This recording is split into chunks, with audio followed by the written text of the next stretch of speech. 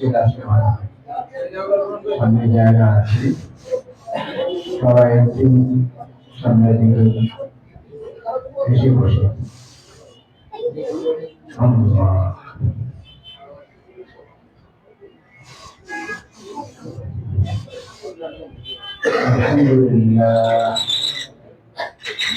الحمد لله وكفى وسلام على عباده الذين اصطفى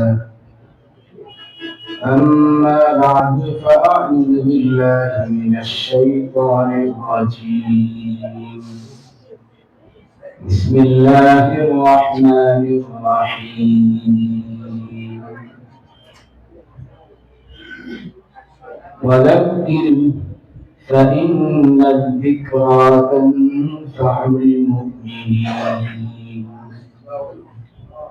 وعن أبي ذر رضي الله تعالى عنه عن النبي صلى الله عليه وسلم قال لأن تغدو فتعلم آية من كتاب الله خير لك من أن تصلي 100 ركعة ولأن تغدو فتعلم بابا من العلم عمل به أو لم يعمل خير لك من أن تصلي 1000 ركعة أو كما قال عليه الصلاة والسلام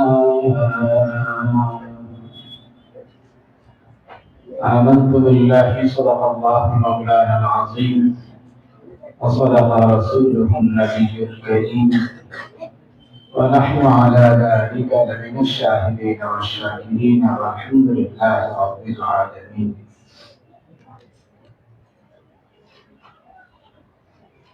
مدرسة عمر بن الخطاب رضي الله تعالى عنه কর্তৃক আয়োজিত হাফেজ ছাত্রদের পাগড়ি প্রদান উপলক্ষে আজকে এই সুন্দর মহতী দোয়ার মাহফিলে মুআজ্জাজ ওয়া মুহতারাম সদরে জলসা কাবিলে ইহতিরাম উলামায়ে কেরাম দিন দরদি মুসলমান ভাইরা একেবারে সংক্ষেপে আমি আমার কথা শেষ করব। আমি শুধুমাত্র একটা কথা বলতে চাই, সেটা হলো যে আমার বাচ্চাকে আমি মাদ্রাসায় দিলে সে কতটুকু দুনিয়া আখিরাতে সফলতা পাবে। এটা জানা কথা, প্রতিটা মানুষ তার জীবনকে সফল করতে চায়। আমার কথা কি আপনারা বুঝতে পারছেন? প্রতিটা মানুষই জীবনে সফলতা চায়। সফল হওয়ার জন্য জীবনের শুরু থেকে শেষ পর্যন্ত শুধু চেষ্টাই করে যায়। কেউ সফল হওয়ার জন্য ব্যবসার লাইনকে গ্রহণ করে, কেউ সফলতার জন্য চাকরি বাকরি সরকারি বিভিন্ন জবকে বেছে নেন, কেউ বিভিন্ন পেশা গ্রহণ করে, কেউ বা শরীরের শ্রম দেওয়া শুরু করে। এক একজন এক এক পথ, নানাজন নানা মতের অধিকারী হয়ে বিভিন্ন পথ ও পন্থা অবলম্বন করে। সবারই চেষ্টা একটাই যে আমাকে সফল হতে হবে। সফল হলে আমরা অনেকে শব্দটা বুঝতে চাই না যে সফল হওয়ার কি। ইংরেজি শব্দ বললে অনেকেই সহজে বুঝে। কেউ বলে যে আমাকে সাকসেস হতে হবে, কেউ বলে আমার ক্যারিয়ার করতে হবে। বাংলা এই কথাটা আমি মনে করি যে সফলতা। এই ক্যারিয়ার করার জন্য কিংবা সাকসেস হওয়ার জন্য, লাইফকে ফুলফিল সাকসেস করে তোলার জন্য মানুষ যে পথ পন্থা গ্রহণ করে সেটার নামই সফলতা।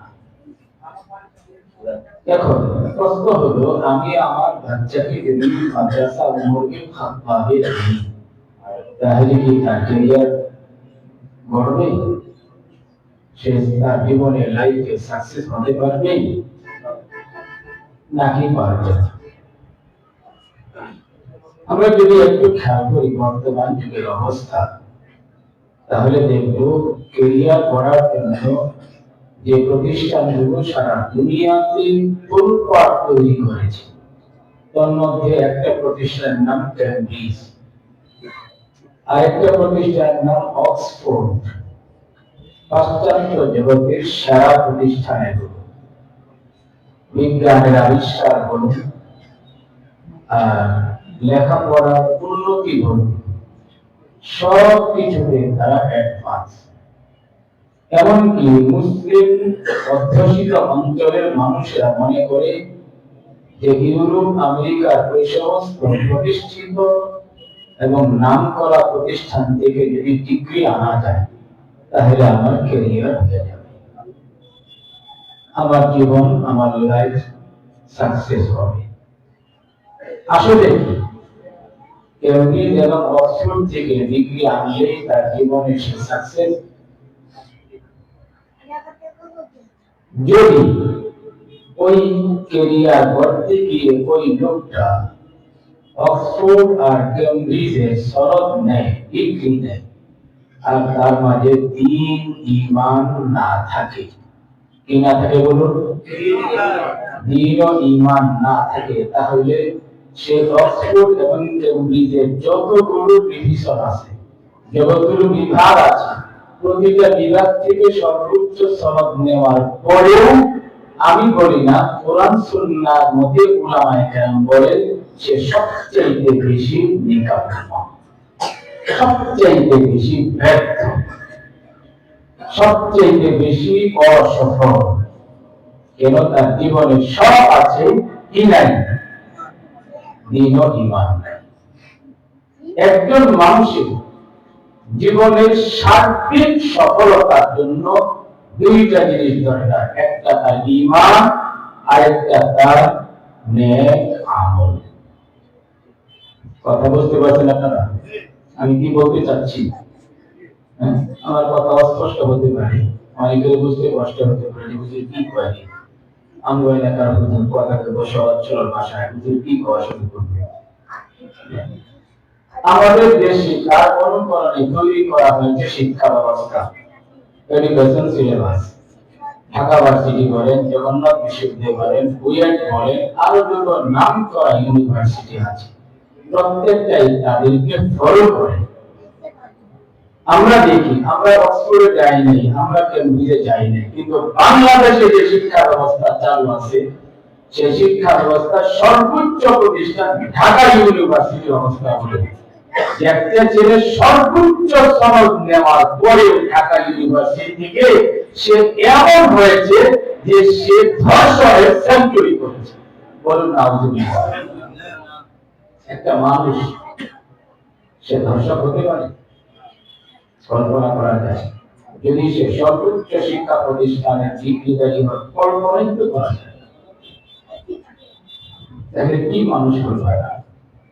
আমাদের দেশে যে দুর্নীতি হয়েছে, অনেকে বলে হয়তো আপনারা রাজনীতির ভাষায় কথা বলেন, কোরআন হাদিসের কথা বলেন, তুলনামূলক বুঝানো না গেলে আমি আপনাকে কি করে বুঝাবো? আমাদের দেশের এই গরিব দেশের অর্থনীতিকে ধ্বংস করার জন্য সবচেয়ে বড় যে বাধা, সেটা হলো দুর্নীতি। কথাটা কি না বলুন? এই দুর্নীতি করে করছে তারা রিকশাওয়ালা, ভ্যানওয়ালা, অশিক্ষিত গণ্যমান্য কৃষক, এই কারা করছে। এই শিক্ষাটা পাইছে কোথায়? মাদ্রাসা উম্মতুল খাতাবে কোথায় পাইছে বলুন? মন্ত্রী মিনিস্টার রায় করছে, সচিব রায় করছে, ঊর্ধ্বতন আমলা রায় করছে, প্রশাসনের সর্বোচ্চ পদে যারা আছে তারা করেছে। তারা কি কেউ গণ্যমূর্খ? লেখা দিনমজুর, ভ্যানওয়ালা, ঠেলাওয়ালা, কৃষক, এরা ঢাকা ভার্সিটির বড় বড় ডিগ্রি দেয়, জগন্নাথের বড় বড় ডিগ্রি দেয়। কেউ যদি পড়ে থাকে ঢাকা ভার্সিটি, আমি আপনাকে বলছি না, আপনি মনে কষ্ট নেবেন না। জগন্নাথের পড়া হয়, পড়ুয়া কেউ থাকে, আমি তাকে বলছি না, আমি বলছি বাস্তব চিত্রটা কি।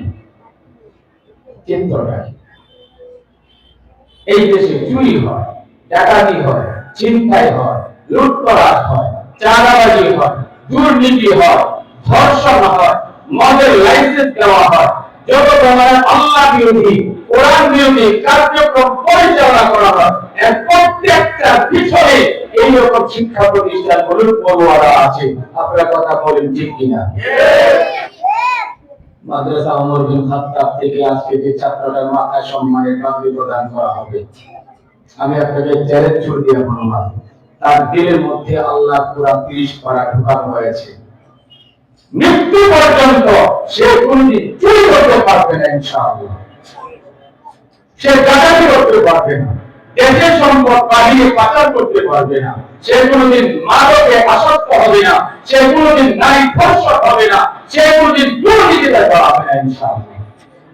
মাদ্রাসা এই করে, এটা হলো মাদ্রাসা। এই জন্য শিক্ষা অথবা ডিগ্রির প্রয়োজন নাই, প্রয়োজন হলো একজন মানুষকে প্রকৃত মানুষ করে গড়ে তোলা। এই জন্যই মাদ্রাসার প্রয়োজন। আমার পূর্বের বক্তা বিষয়টা বলতে চাচ্ছিলেন, কিন্তু আপনারা হয়তো বুঝেন নাই, মানে এই প্রসঙ্গেই কথা বলছেন। আমি বলি মাদ্রাসার ছাত্র সে যদি মক্তবের পরে ওই ঢাকা ইউনিভার্সিটির সবচেয়ে বড় ডিগ্রিধারী ওই লোকটা তুলনায় এই অত্যন্ত গণেশ সরল। কেন সে চুরি করে? আমার এই মাদ্রাসার ছাত্র চুরি করে না কোনদিন। এই এলাকায় যতগুলো নেশাখোর আছে আপনি চিহ্নিত করেন, দেখবেন এদের পিছনে যারা আছে প্রত্যেকটা জায়গায় যারা সাংবাদিক করে, এদের মাঝে অবশ্যই এলাকার সবচেয়ে ধনাঢ্য, ক্ষমতাশালী, প্রভাবশালী, শিক্ষিত, বণিক শ্রেণী, ঊর্ধ্বতন সমাজপতিরা একসাথে করা আছে। একটা ঘটনার সাথে মাদ্রাসার ছাত্র আছে, একটা ঘটনার সাথে আলেম উলামা জড়ায়। যতগুলো চুরির মামলা ছাত্র এই থানায় আছে, আপনি দেখেন মাদ্রাসার ছাত্রদের নামে কোনো চুরির মামলা নেই। কথিত সরকারি স্বরাষ্ট্রমন্ত্রী আসাদুজ্জামান খান কামাল এই কথাটা বারবার বলেছে উলামায়ে কেরাম মজলিসে। আমরা পুরো দেশ পণ্যতন্ন করে আমরা এটাকে ইনকোয়ারি করেছি, কোথাও পুরো মাদ্রাসার ছাত্র চুরির মামলার আসামি হয়। আলহামদুলিল্লাহ, নেশার নাই, ধর্ষণে নাই, ডাকাতিতে নাই, চিন্তায় নাই, চাঁদাবাজিতে নাই, কোন ধরনের ক্রাইমের সাথে মাদ্রাসার কোন ছাত্র কোনদিন জড়ায়। আলহামদুলিল্লাহ। এই জন্য আপনি ছেলেটা মাদ্রাসা দিচ্ছেন, বুকের মাঝে স্বস্তি রাখে, প্রশান্তি রাখে। আমার ছেলে হাফিজে কোরআন হবে, দেশের সেবক হবে, জনগণের সেবা করবি, কোরআনের আলো বিতরণ করবি, সে কোরআনের পাখি, তার পরিবার দেশে সুন্দর করবে, তার দ্বারা গোটা দেশের সমাজ সুন্দর হবে। আজকে দরকার উলামায়ে কেরামের নেতৃত্বে কিয়াদতের, সিয়াদতের মাঝে, সিয়াসতের মাঝে উলামায়ে কেরামের কিয়াদত নেহায়ত জরুরি। যদি উলামায়ে কেরাম এই বিষয়ে অগ্রসর হতেন, তাহলে এই দেশের চিত্র এরকমটা হতো। আজকে দেশের হাজার হাজার কোটি টাকা বাইরে পাচার হয়, বড় দুঃখ লাগে। এই দেশের গরিব মানুষ দুবেলা খাইতে পারে না। আজকে বাড়িতে রান্না করতে গেলে দেশ পাওয়া যায় না, ঠিক মতো কলকাতায় চলার জন্য ইলেকট্রিসিটি পাওয়া যায় না, অথচ দেশ সম্পদে ভরপুর। এই দেশের মাটির নিচে আল্লাহ তাআলা সম্পদের পাহাড় জমা রাখছেন। পুরা দেশ গ্যাসের উপরে, খনিজের উপরে ভাসতেছে, অথচ দেশের মানুষ দুমুঠো খাবার খেয়ে জান বাঁচাতে পারে না। এই দুর্নীতি আর দুর্নীতিবাদদের কারণে। এই জন্য বলি মাদ্রাসা নেহায়ত প্রয়োজন। মাদ্রাসা আপনাকে ওই খুব মনোরোগ বানাবে না, যে জগৎ চিনল না, জানল না, বুঝলো না। এই বাবা জগতে সবই আমরা বুঝি, জগতে কোনটা বুঝি না আমরা। আপনি আমাকে আইন বুঝায় না, আপনি আমাকে দুনিয়া বুঝায় না। আমরা যখন মসজিদে বয়ান দেই, আমাদের মুসল্লিদের মধ্যে লয়ার থাকে, সর্বোচ্চ ডিগ্রিধারী থাকে, সর্বোচ্চ সনদধারী থাকে, সর্বশ্রেণী পেশার মানুষজন থাকে। আমাদের কথাগুলো তো মেনে এই দেশের চোররা তওবা করে চুরি ছেড়ে পাক্কা মুসলমান হয়, বাটপাররা বাটপারি ছেড়ে পাক্কা সাচ্চা মুসলমান হয়। প্রত্যেকটা ধর্ষক ধর্ষণের গুণাকে বুঝে তওবা করে ধর্ষণ থেকে ফিরে আসে। প্রত্যেকটা মাদক নেশাখোর নেশার ক্ষতিকে বুঝে এরপরে সে তওবা করে নামাজের পথে ফিরে আসে। প্রত্যেকটা ক্রাইমে যারা জড়িয়ে আছে তারা ওই ক্রাইমের জগৎ থেকে তওবা করে নামাজের পরিবেশে, মসজিদের পরিবেশে এসে তারা দিনদার, টুপিওয়ালা, নামাজওয়ালা, দিনওয়ালা তারা সুন্নতওয়ালা হয়ে যায়। কথা ঠিক কিনা বলুন? পুলিশে ধরছে, চুরির আসামিকে ধরে নিছে, কদিন পরে বেরিয়ে আসছে। পরে হয়েছে কিছু না, একটু অ্যাডভান্স হয়েছে সেটা। প্রথম আসামি ছিল চুরির আসামি, চুরির মামলায় আসামি ছিল। পরের বারের আসামি কি? পরের বার চিন্তায়, আরে পরের বার মাটা। আরে বাবা, আপনি দেখুন তো চরমায় হিন্দুদের ময়দান এখনো আছে বাংলাদেশে। বরিশালের সেই চরমায় ময়দান এখনো আছে। হাজারো চুর তওবা করে সেখান থেকে ভালো হয়ে মাথায় পাগড়ি দিয়ে জুব্বা নিয়ে দিব্যি পাক্কা সচ্চা মুসলমান পূজারীর পীর এখনো আছেন আলহামদুলিল্লাহ। আর ইব্রাহিম সাহেব রহমতুল্লাহ আলাইহি সেই পবিত্র জমিন এখনো আছে। যা দেখেন হাজারো বদমাইশ সেই ক্রিমিনালরা সেখানে গিয়ে আল্লাহর ওয়ালির সোহবতে গিয়ে তওবা করে তাদের মাথায় টুপি সুন্নতে দাড়ি নিয়ে তার বাড়িতে ফিরে আসছে। মাদ্রাসার কল্যাণ, মাদ্রাসা দরকার। এই জন্য আপনি ভাইবেন না আমার ছেলেকে মাদ্রাসা দিয়ে আমি চলে গেছি, না না। যে মাদ্রাসা দিবে না, স্কুলে দিবে, কলেজে দিবে, ভার্সিটি দিবে, আমি নিশ্চিত না হলেও আমার আশঙ্কা আছে ছেলেটা ধ্বংস হবে, ওই গার্জিয়ান ক্ষতিগ্রস্ত হবে। মাদ্রাসা দেওয়ার পরে গার্জিয়ান ক্ষতিগ্রস্ত হবে, একটা রেকর্ড নাই জগতে।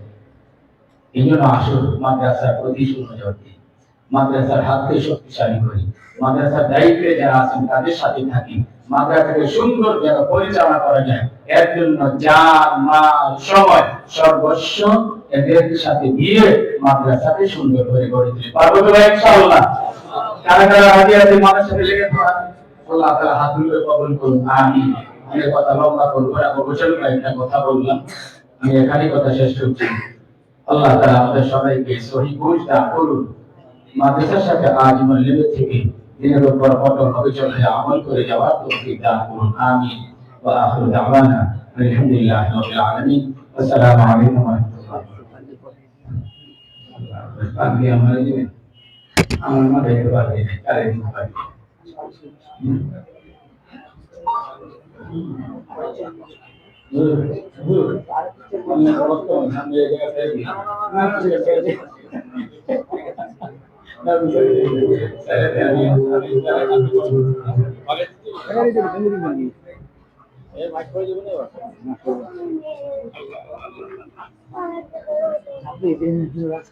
আচ্ছা আছে তো যেমন আছে